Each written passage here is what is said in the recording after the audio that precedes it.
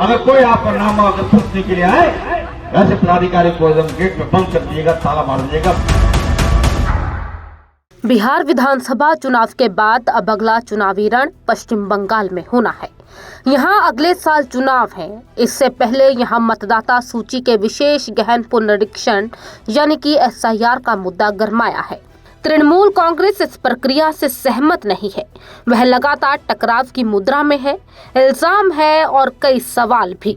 इस बीच बांग्लादेश बॉर्डर से आ रही तस्वीरें घुसपैठ की कहानी बयान कर रही हैं। बंगाल में SIR प्रक्रिया शुरू होते ही भारत बांग्लादेश बॉर्डर पर अफरा तफरी मच गई है।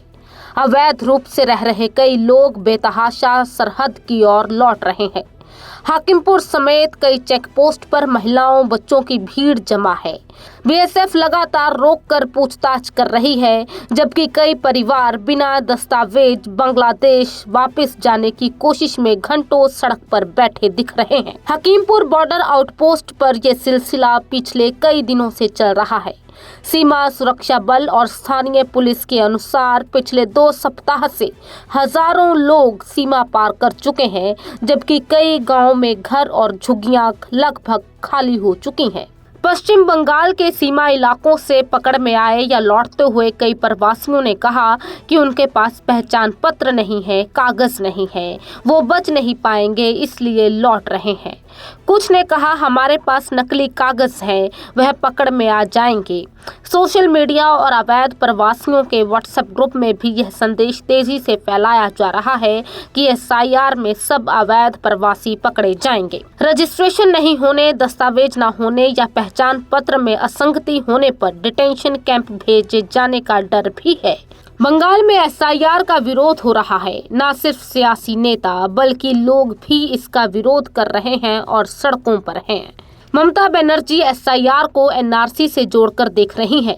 वे कहती हैं ये मुसलमानों को डराने का हथकंडा है। 2021 के चुनाव में CAA और NRC पर उन्होंने मुस्लिम वोटों का ध्रुवीकरण किया था और कामयाब भी रही। बंगाल में मुस्लिम आबादी 32% है, ज्यादातर बांग्ला भाषी।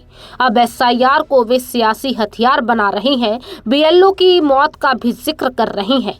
वे एक झूठ फैला रही हैं कि केंद्र के कारण बंगाल में अशांति है। विपक्ष BJP का कहना है कि ममता भ्रम फैला रही हैं।